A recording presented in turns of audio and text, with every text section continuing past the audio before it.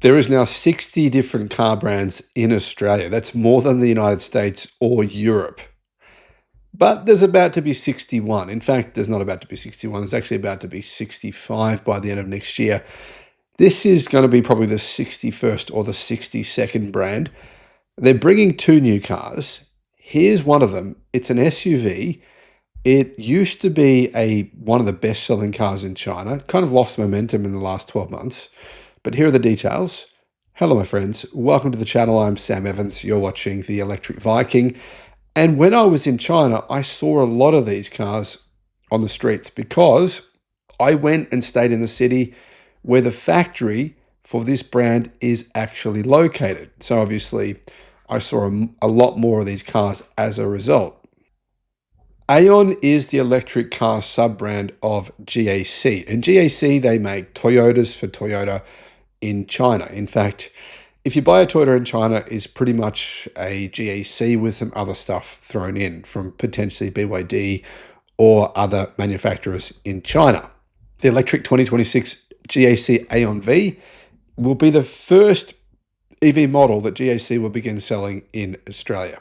Follow this up by an electric hatchback, which is a very similar size to a BYD Dolphin, but I'd say just looks a bit better in terms of the overall design on the inside and the out. Anyhow, the Aion V has been approved for sale in Australia, so it's probably very soon going to be arriving. And there will actually be three different models launching.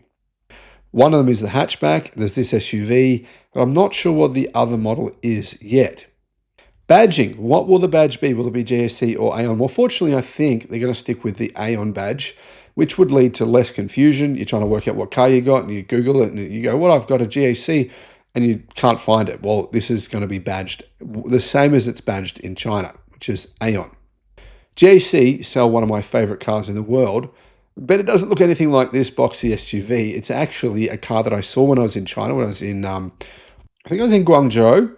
And in Guangzhou, I saw one of the most incredible electric supercars in the world. It's made by GAC's EV, kind of their premium brand, a little bit like Yangwang for BYD. It's called HipTech. So HipTech, they make one of the most amazing electric supercars in the world. It's full carbon. Everything about it's carbon. It's actually the lightest electric supercar in the world. It only weighs 1,750 kilos, which is about the weight of a Tesla Model 3. It's actually lighter than some other internal combustion supercars. So yeah, I'm a huge fan of it. But anyway, that's, as far as I know, that's not coming to Australia. That would be too much of a niche model, I believe. The Aion V is coming in a single variant.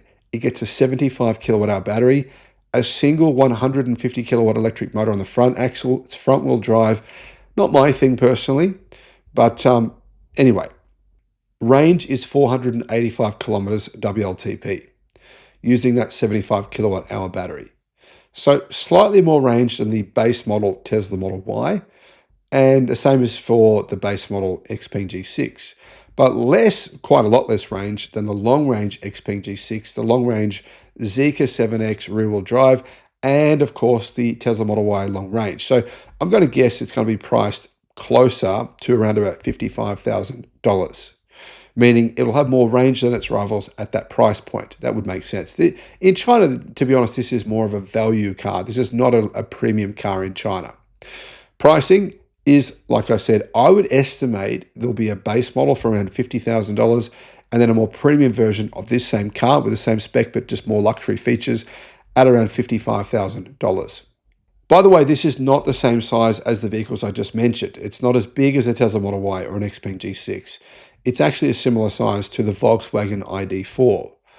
4.6 meters long, 4,605 millimeters long. So a little bit bigger than a BYD Atto 3. In fact, because it's quite boxy, its interior space is probably actually going to be closer to something like a Geely EX5. This is actually a real rival for a Geely EX5. Just has a bit more range than the EX5. But remember, the Geely EX5, there's a new battery for that car. And I believe Geely will launch that in the next few months. It's a bigger battery pack that will provide similar range to what this car has, closer to 500 kilometers of WLTP range. So sizing is exactly 4,605 millimeters long, 1,854 millimeters wide. You can see, yeah, like I said, very similar size to a Toyota RAV4 or a Geely EX5. It weighs 1,880 kilos, which is actually a pretty decent weight for the size of this car, and no heavier than an equivalent internal combustion car. Now, to give you some context, the Geely EX5 starts at 41,000 Australian dollars. So I could be wrong on the pricing. It might be cheaper than what I've actually said. It comes standard with 19-inch rims. And as you can see, it has quite a big touchscreen in the middle of the car. I believe it's actually a 14-inch touchscreen. And then, of course, right in the front of the driver, you've got a driver's screen as well, which is around about 10 inches. So those are all the details that I actually know so far. Should you wait to buy one of these EVs instead of something else? Probably not. I mean, it's a decent car, but I don't think it's a particularly compelling choice. I mean, it's just basically gives the market more options and more choices, which is a good thing. This continues. All this competition in this segment is just pushing the prices down, which not so great for manufacturers, but it's really good for consumers.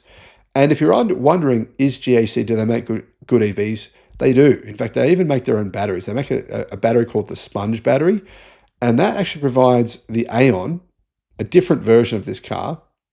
I believe it's called the Aion VS. It provides that car with around 800 kilometers of range. Very, very high energy density battery. Now, I don't believe this model has that battery because it's more expensive to manufacture. It's made in-house, only probably made in limited quantities.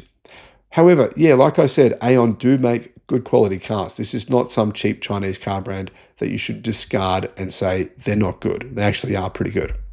Let me know your thoughts. Thanks for watching.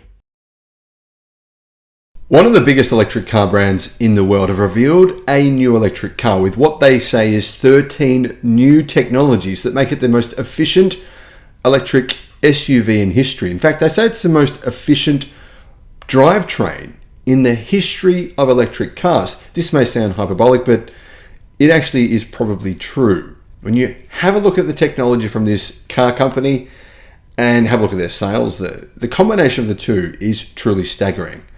I have been talking about this company for a long time now. No one else really has, but I don't know why, because they absolutely should be. Hello, my friends. Welcome to the channel. I'm Sam Evans. You're watching the Electric Viking. It's great to see you. Guys, just want to make a point here. When I started this channel, there was very few videos about BYD on the internet. I was making videos about BYD and people were like, BYD? Never heard of this. BYD, build your dreams. What the hell is that about? Bring your dollars. What?